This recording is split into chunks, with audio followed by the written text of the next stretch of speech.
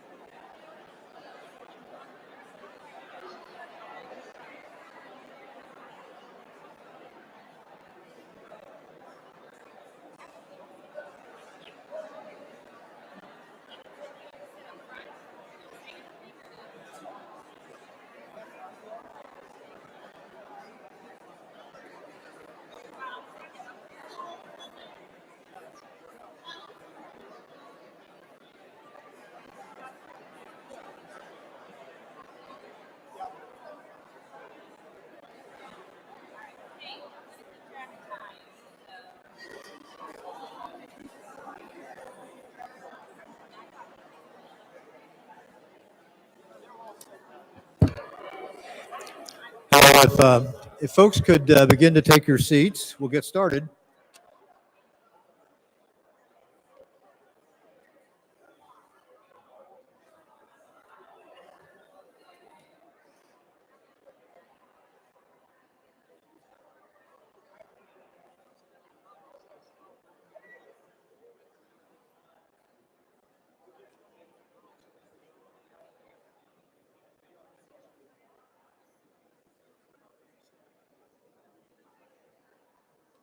Larry, good to see you.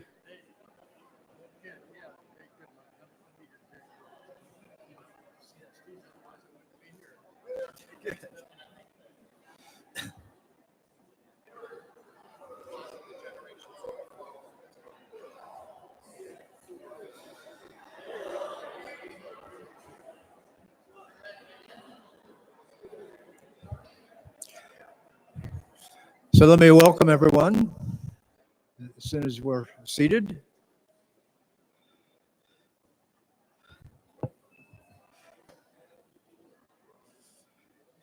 And thanks so much to all of you folks who've come out today for this unveiling of the statue of Dr. Van Liere. It really is an auspicious day for us. It's alumni weekend for the School of Medicine. And it is exactly 1 year from the day when we would hope to have a even larger ceremony where we inaugurate the museum, the History of the Health Sciences Museum, which would be located back behind these walls next to the Patterson Auditorium. This is such wonderful, iconic space here, such beautiful space. And we're grateful to the School of Medicine, the Health Sciences Center, Dr. Clay Marsh in particular, for letting this space be available to construct this museum. So this is today the very first step, which again is the unveiling of the person who is most responsible for there even being a School of Medicine here. Edward Van Liere came to WVU in 1921 after having graduated from Harvard Medical School. Had a distinguished, fairly distinguished early start in his career in that he had obtained a master's degree already from the University of Wisconsin. He was a native of the state of Wisconsin. And when he came to Morgantown, as I began to look into his papers and his research, he's so impressive, and I wondered why. We're quite fortunate that he stayed until he retired, and indeed until he died a number of years ago in the late 70s. But why did he stay? And at some point, it became apparent. First and foremost, I think he truly loved West Virginia, and he loved being a part of this university. But also, after being here only 2 years, he met a young woman who was a new graduate of the university named Helen Kimmons, and we'll hear more about her in a few moments. So during the early stage of his career, he was a physiologist and chairman of the Department of Physiology. He got his research underway, which was in high altitude physiology and the subject of hypoxia, for which gradually over time he became one of the country, if not the world's great experts in this field at a time later on when it was very important as World War II came about, and there was obviously aircraft flying at much higher altitudes, and the whole subject of high altitude physiology was of great relevance to the armed forces, and Dr. Van Liere was a consultant to that. But prior to that time, prior to the war, in the 1930s, early 1930s, all of us around, certainly in the country and around the world to some degree, went through the Great Depression. The Great Depression impacted colleges and universities around the country, including medical schools. The Carnegie Foundation, recognizing this in 1934, felt that they should go around and revisit every single medical school, accredited medical school, and at that time the only ones that existed were accredited, to see how they might have been impacted by the Great Depression. And West Virginia was no different. The only way we were able to stay afloat was by accepting more students than we could physically accommodate, We needed the tuition money to keep the doors open. Back when it was a 2-year school of medicine, in other words, when students obtained their basic science training before going to other universities out of state to get their clinical training and receive their MD degree. So that got us into some accreditation problem because of the crowded conditions and the lack of adequate funding. And Dr. Van Liere was promoted from a professor and chair of physiology to the interim dean of the School of Medicine to try and address the deficiencies which had been cited. And within 2 years, he and a small group of folks, a committee that he put together, were able to address all these deficiencies, and we were totally reaccredited in 1937. This was a rather remarkable feat. When I look at what was accomplished during that period of time and think of today's day, any one of them might have taken 2 or 3 years to correct, but he did it by the sheer force of his energy and his expertise and capabilities. But during a simpler time, he was able to correct a lot of things quite rapidly. So in 1937, we were fully reaccredited, only to hear and learn that as of 1938, the American Medical Association decided to close all 2-year schools of medicine, to no longer recognize them. They couldn't close them, but they were no longer going to recognize them. But during that process, Dr. Van Liere, who had to interact with the leadership of the American Medical Association, the Committee on Graduate Medical Education and Medical Education, I know he became very highly respected, and people were surprised to see that he was able to pull things together so well here in West Virginia.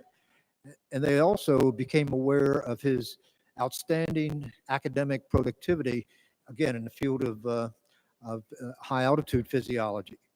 And I think that he convinced a lot of the leadership, deans and other schools of medicine, such as Duke University in particular, who came to the strong support of WVU and the other 2-year schools. So they were not closed. That idea was tabled. World War II did come along in the 40s. All medical schools had to change during that time and go through a process of accelerated education, getting doctors turned out for the armed services. When the war was over, it was certainly apparent to us and probably the other 2-year schools that you can't stay that way forever. You're going to have a 4-year school of medicine. And indeed, we also needed a dental school. We needed a baccalaureate nursing program.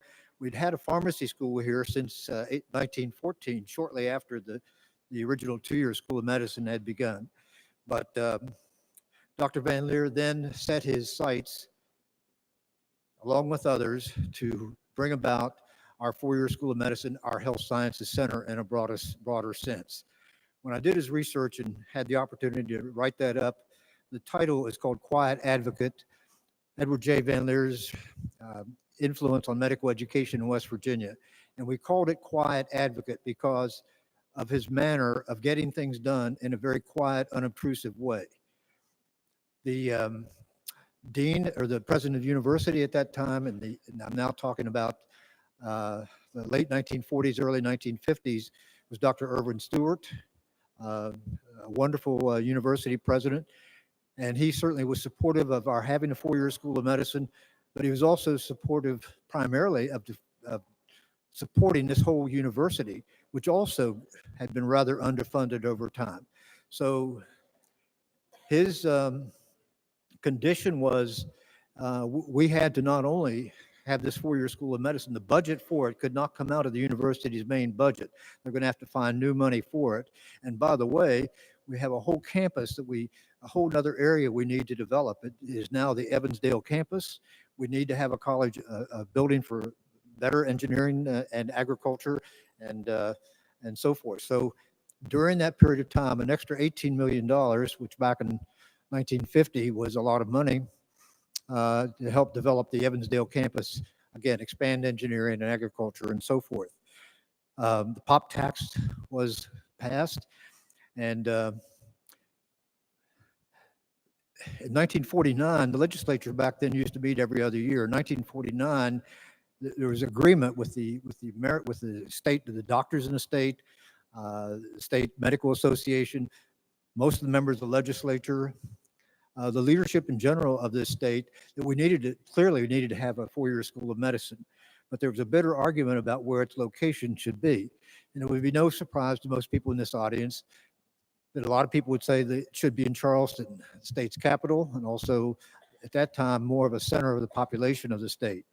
So there was not agreement on that issue, and therefore the legislature did not pass legislation until 1951, 2 years later, at which time Governor Pattison, who had been incredibly supportive from the very beginning, said, please, to the legislature, you've got to pass legislation for this four-year school of medicine. Don't kill it because you can't figure out where to put it. We'll figure that out later. Well, legislature never could figure it out. So they were deadlocked, and they left it up to him. They passed legislation to build the Health Sciences Center and left it up to him to decide within 3 months where it would be located. He did due diligence. He himself was from Mount Hope, West Virginia. Originally, several years before, he thought the logical place would be in Charleston. Actually, Huntington put forth a pretty good bid toward the end of things, but he decided to keep it with the parent university after a lot of advice from external experts and people within the state. And we here, I think, would agree, we're incredibly fortunate that it did stay here with the parent university, that this Health Sciences Center, that this educational institution in all its breadth and expertise is indeed located right here.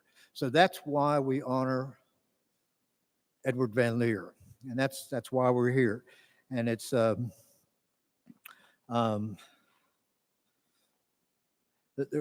again, I've mentioned the fact that we're working towards having this health sciences museum, and my right-hand person and partner with this is Dr. John Cuthbert, who's the director of the West Virginia Regional History Center. He's the real professional in doing things of this nature. So John, if you could please come and say a few words.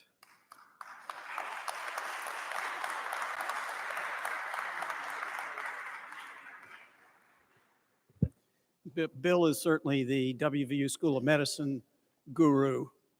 I'm more of a general West Virginia history of medicine person. How's that? Okay. Hopefully I can read and get that close at the same time. I'm going to ask Elizabeth, who is our project historian, to join me. It's a pleasure to be here. I thank Bill for the invitation to be here. It's great to witness the unveiling of this great statue by one of West Virginia's greatest all-time sculptors, no question about that. And also we're here to celebrate generally the progress that's been made in the museum to date. It's behind this wall. I assume you're all aware of that. The plastic is covering the demolition that's occurring, but it won't be long before we'll be walking in to see the museum. I have been director of the West Virginia Regional History Center downtown, which is the major historical archives in the state of West Virginia, for many years. And throughout those many years, I've come to realize that West Virginia, particularly considering per capita, has just made remarkable contributions in literally every field of human endeavor, you know, opera, science, art, music, medicine, certainly one of those. It's also come to my attention that how few people are aware of West Virginia's remarkable contributions. And it really has made me feel that, you know, we need to do a much better job of promoting our own state heritage. And actually, I was going to say that at a similar event to this, I think it was 2 years ago, Bill, that we had a reception in October for this same group. I mentioned a couple of factoids. One was that West Virginia was the first state to require a medical license. It was appealed all the way to the Supreme Court. The Supreme Court upheld it, and every state in the Union followed West Virginia's lead. I mention that in part because the person that told me about that was a professor in Oregon. So how strange is it that in West Virginia, we had no idea of our pioneering role in medical licensing? I also mentioned that the first cesarean section was performed by a West Virginia physician. So I thought I would mention another factoid this time around. On June 3rd, 1861, a young man who had enlisted in the Confederate Army 2 days earlier lost his leg at the Battle of Philippi, the first land battle of the Civil War. After he recovered and was released on a prisoner exchange and returned to Western Virginia near Harrisonburg, Stanton area, he took it upon himself to try to build a better artificial leg. What he was issued was one, solid, heavy, painful, and using barrel staves, he invented a better leg. And before the war was over, he was selling those to the Confederate Army and then to the U.S. Veterans Administration. By the end of his life, he had offices throughout the Eastern United States, as well as in Paris and London. His name was James Hanger, and Hanger Incorporated is the largest supplier of prosthetics and orthotics to this day. Started right here in West Virginia. How about that? And so this is an original Hanger leg from the 19th century. This is going to be one of the items that will be featured in our museum. It's going to be behind glass, of course. Well, today you have a unique opportunity to see it up close and personal. It'll be over here for the duration of this ceremony. So once again, I thank you all. I thank Bill, Dr. Marsh for his support, the Cavanys for their wonderful support, and everybody else who is contributing to this venture. Thank you very much.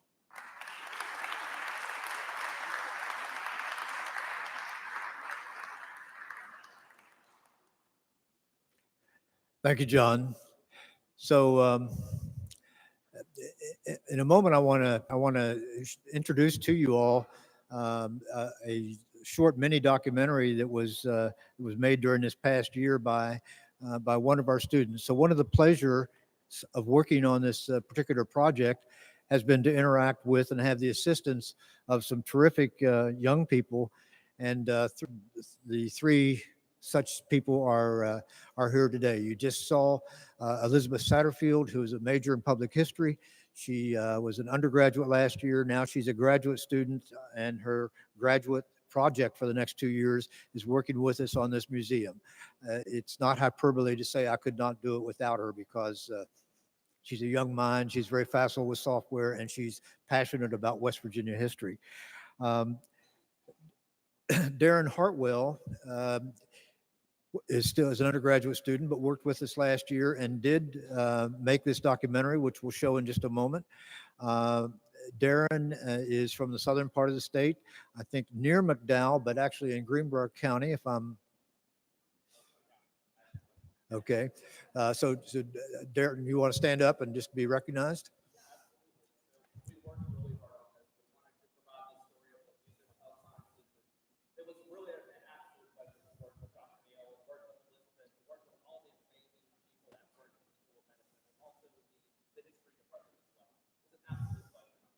Well, it's a pleasure having you too. So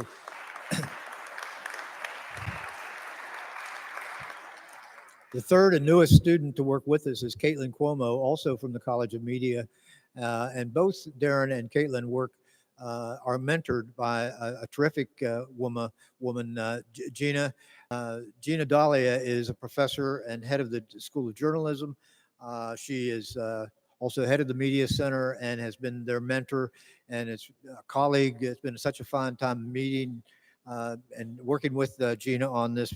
And so we really thank her mentorship, and the students, I think, have benefited greatly working with her.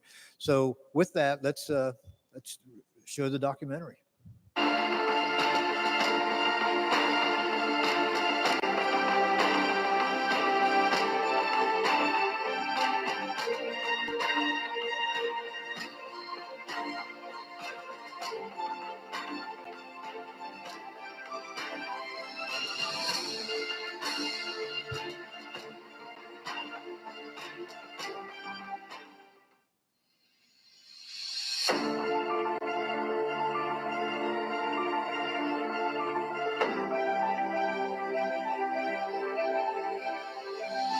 I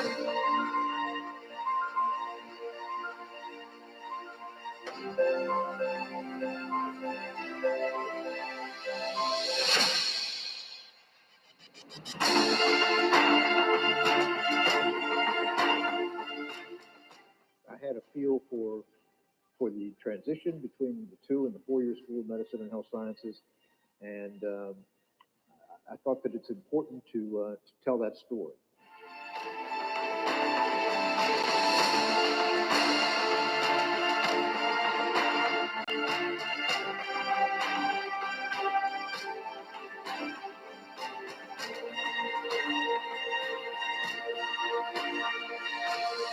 I like history, and so having been here as one of the first students in the 4-year School of Medicine and Health Sciences Center in the early 1960s. Bill had a vision to celebrate the past and to understand that so that we could help people understand how much it is a privilege to be part of the long blue and gold line that we're all part of, and that we want to celebrate that not only for our current generation, but for future generations. The way the museum will be designed is to have a timeline which will go around the periphery of the museum room itself, beginning with an era well prior to statehood, the frontier era. You know, what was the practice of medicine like back in those pre-statehood days? I want to change people's perception of the quality of West Virginia's contribution to the field of medicine, which I doubt many people would think that West Virginia would be at the forefront of anything in the field of medicine. The museum itself, it will be contiguous not only to the pylons, but also to what is called the Patterson Auditorium, which is the major auditorium in the Health Sciences Center. This multi-modality, multi-dimensional view of our past, our present, and then start to articulate our future from this is a really exciting opportunity. I hope that the community comes in and recognizes what all has gone on, understands the importance of the university and the School of Medicine to the state, and understands how much West Virginia has had to contribute to the nation and continues to have to contribute to the nation.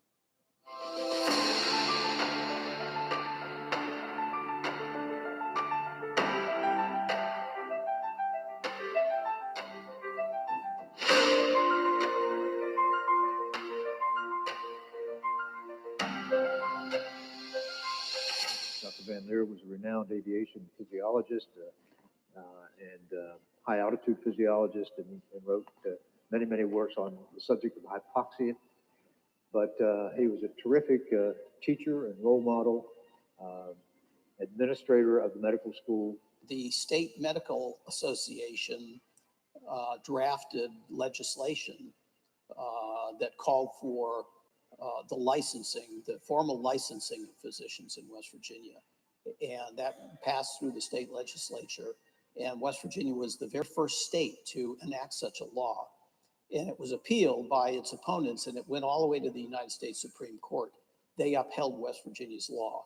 And after that, every other state in the nation followed suit. So that's an example where West Virginia was a leader in the medical field.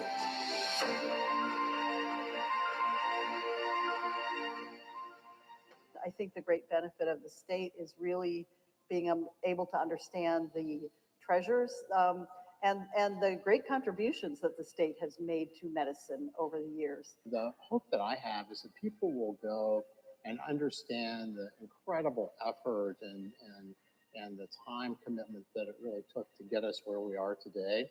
Appreciate the work of so many great people who we now can stand on the shoulders of to try to push the ladder against the wall and climb just a little bit higher ourselves, but ready that soil so that others who follow us can do an even better job. Hopefully feel a little more inspired and prepared as they go through their interview process about why they would like to come to WVU nursing school or dental school or medical school or the basic science doctoral programs.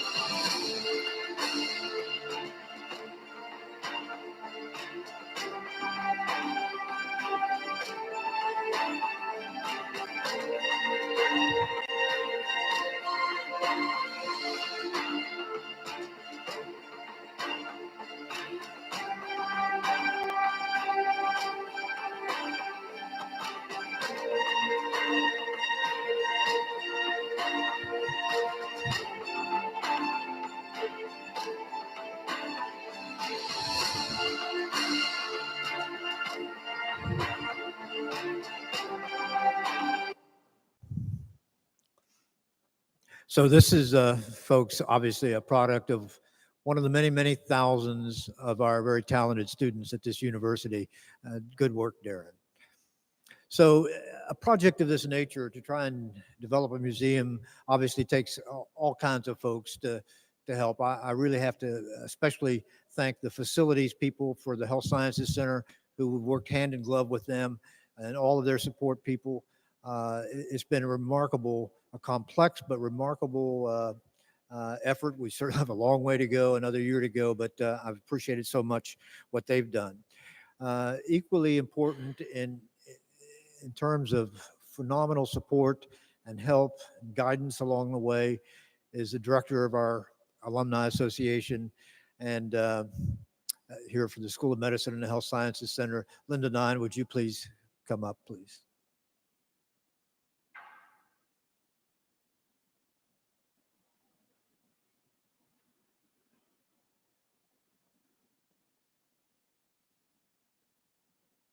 When you hear the things said today about West Virginia University, West Virginia, and this Health Sciences Center, I almost felt like standing up and applauding to be a West Virginian. It's my pleasure to be here and honor to work at this institution as the Director of Alumni Affairs for the Health Sciences Center, and especially the School of Medicine. So today, what I'm going to talk about the past, I'm going to bring it to you in the words of two-year school alumni who actually lived here and knew Dr. Van Liere very well. Dr. Lee Schaefer, class in 1948, said, "The two-year school was blessed to have a true visionary leadership. Dean Van Liere had a vision for a four-year school in Morgantown. He guided the formation process with a firm but benevolent hand until its opening in the 1960s. He will forever be known as the father of the WVU Medical Center." Dr. Schaefer went on to say, "I remember the two-year school, the good times, the hard times. I will always be grateful to Dean Van Liere for his faith in me and nurturing in the earliest days of my medical career."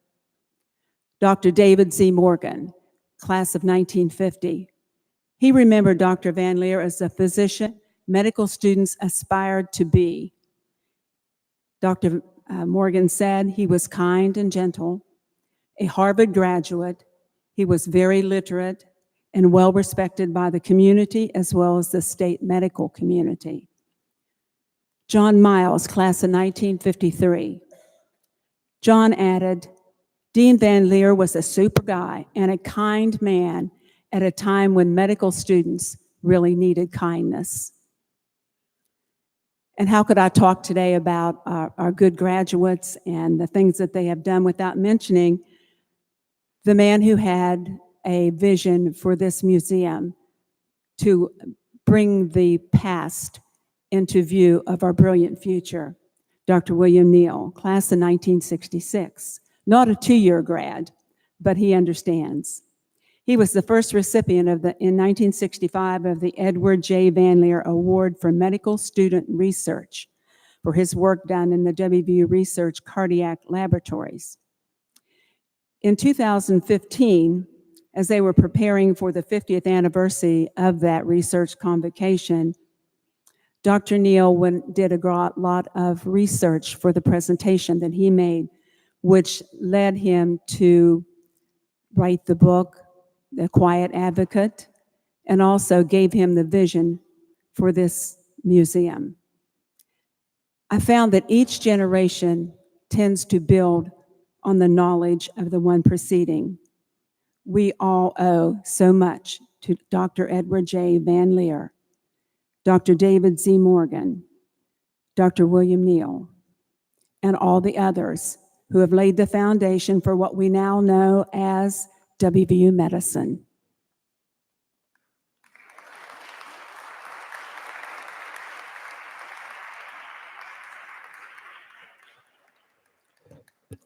Thank you, Linda. There are copies of the books back in that corner over there if anyone would like them, but I would want to point out that in trying to reconstruct the history of the School of Medicine, not only much of it is about the old two-year School of Medicine, but what happened from 1960 on, what happened up until the present day. And I interviewed a number of folks in that regard, including our former and current presidents of this university. And I, in particular, would like to acknowledge the great help I got from David Hardesty, past president of this university. David not only was a great source of information in terms of what happened from his perspective on the Board of Governors prior to becoming president of this university, but also in his role well over a decade as president of the university. And he wrote the foreword in the book. And so, David, welcome and thank you for everything you've done.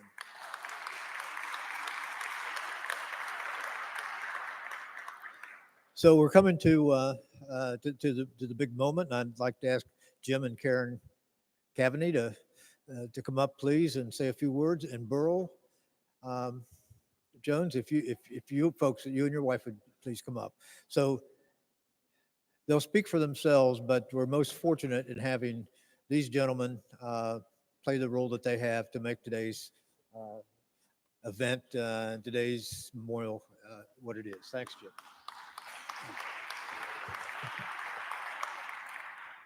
Dr. Van Liere would not leave this place that he envisioned in the 50s. When he went down to Charleston, we had less than 6,000 students at WVU, and he presented to the legislature, and they said, well, fine, we'll build a med school in Charleston. He said, no. They said, well, how about Parkersburg or Huntington? No, it's going to be in Morgantown. He said, it's unbelievable when you see what's here. The main thing we look at is he looked at this and he could not envision this place. Now it's in the top 100 medical centers in America. And a fact that everybody doesn't know, when I was president of the orthodontists, there's only 6 health science centers in the United States that are medicine, dentistry, pharmacy, nursing, PhDs, and hospital in a contiguous building.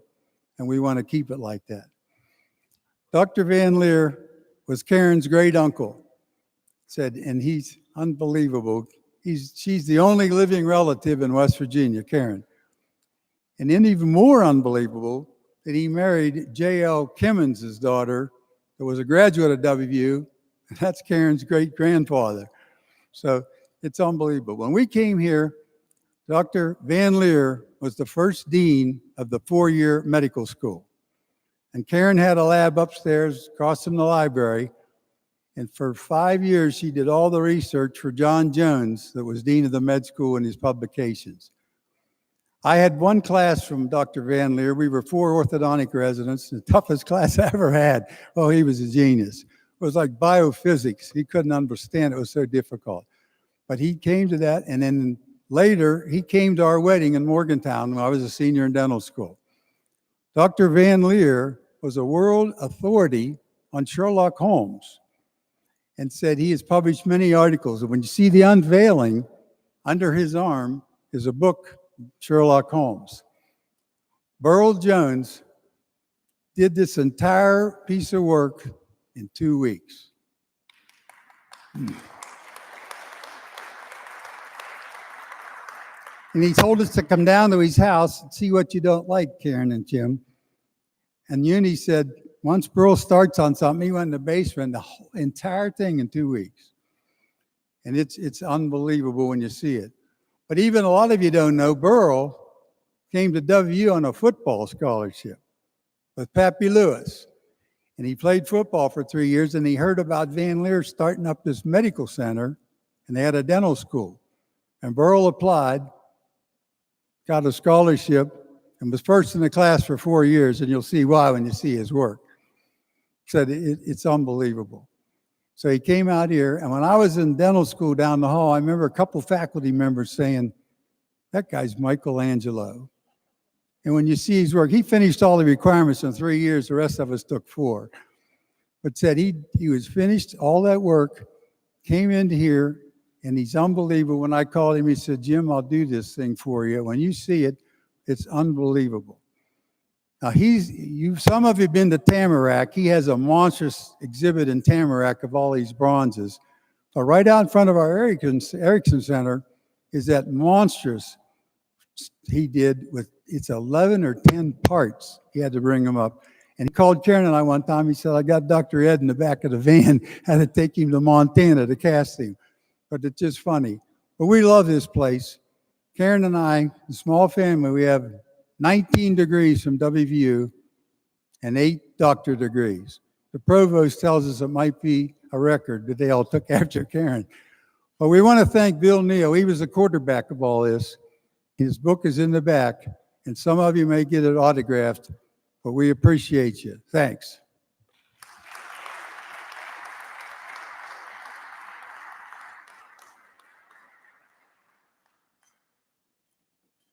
So thank you, Jim. And I can't tell you what a shot in the arm it was when you came forth to gift this, the creation of this incredible statue by one incredible man. And you did a wonderful job introducing him. I can't do better. Burl, thank you.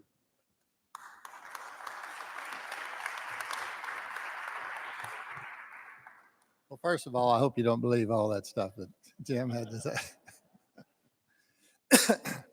I consider it a great privilege. I'm very thankful to have the opportunity to participate in this. You know, I'm a mountaineer through and through. We've lived in Montana for a few years now, and but we have a home in West Virginia. We return and we spend the winters here, and we have for all of our lives.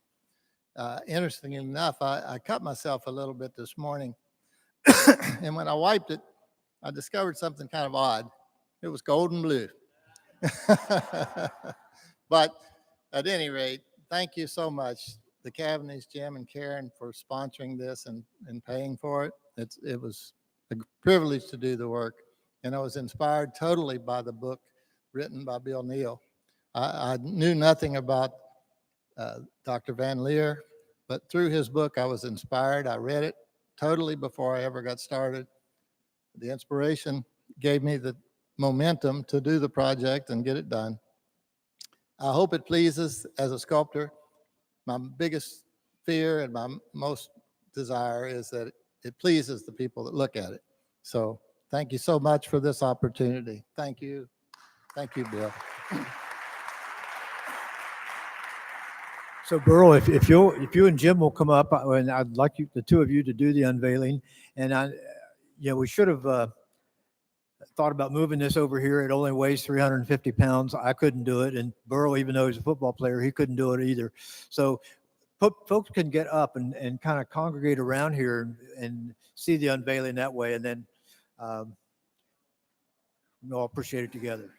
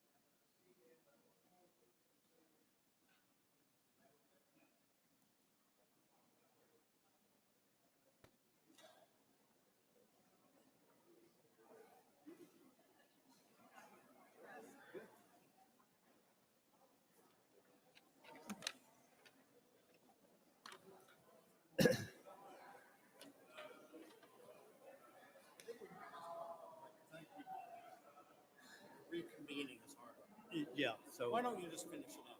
well, I've made a big friend basketball.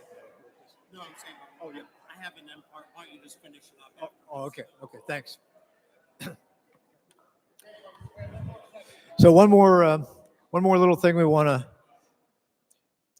to show you. You know, the museum is about what our history has been, telling the story of the past and so forth. But we wanted a component of it to talk about how we teach students today and what's tomorrow like. We want it to be futuristic. And we have a phenomenal simulation center here at this university, which all students in the health sciences matriculate through. So I would like to demonstrate something that has been donated to us for this purpose that will be in the museum when it opens. And Dr. Dorian Williams, who's director of the Simulation Center, will say a few words about that. Dorian?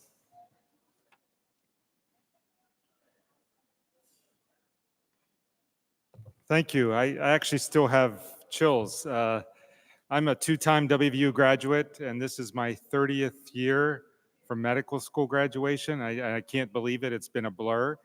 There are teachers in this room that have been here my entire career, and my mentors, and Dr. Neal is one of them. I've been really fortunate to be the medical director of STEPS for the last 3 years, and I've been involved with medical education my whole career. Watching it mature and change over time has been dramatic. And I actually walked Dr. Neal through the simulation center, and he said, "You got to be a part of this new museum." And I got really excited about it. So I feel really happy to be here and really fortunate. Medical simulation is transforming healthcare, education, aviation industry, and military have been doing simulation forever, but healthcare has lagged behind, and patient safety is really important. So when you get a chance, come and see STEPS. I actually have a lot of things to say about simulation, and this morning I gave a whole talk to a group of physicians, and the one thing that came out of that talk was, I bet you nearly everyone here had the first time they intubated a patient was on a real patient, right? First time you put in a central line was on a real patient. The first time you put in a chest tube was on a real patient. And now we can practice those things over and over and over in the simulation lab. So what I have here next to me is the anatomage table. Jason Craig is one of our specialists. This was donated by Dr. and Mrs. John Makita. Dr. Makita is a radiologist, a graduate of our medical school, who learned about the work we do. He's a two-time donor to STEPS. And this table is an amazing display of where technology has taken us. I'm not sure it replaces cadaver, but it's truly amazing. Jason, give him a quick flip there and show how this fella, it works like a giant iPad. This man is a convicted inmate who died by lethal injection and donated his body to science. He was cut into 0.4 millimeter increments to create this project.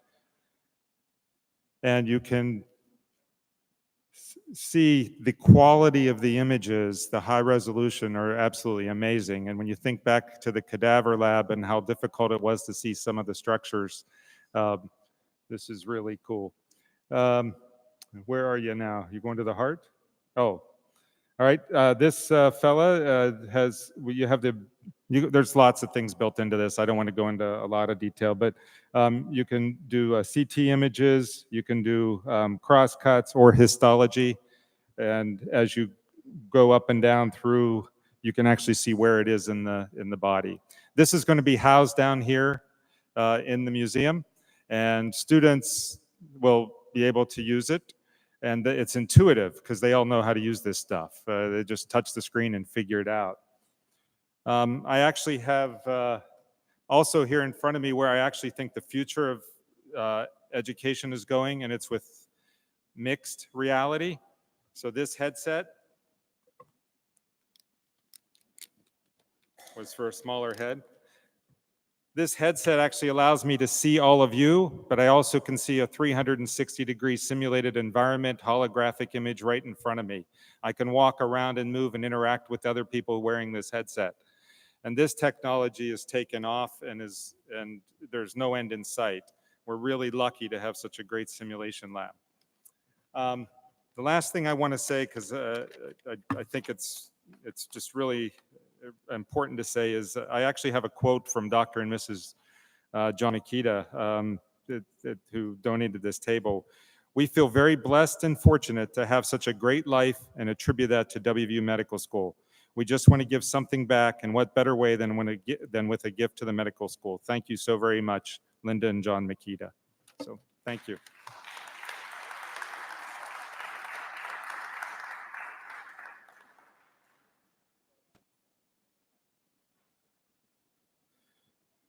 So certainly a far cry from the way we learned anatomy, and thank you so much, Dorian.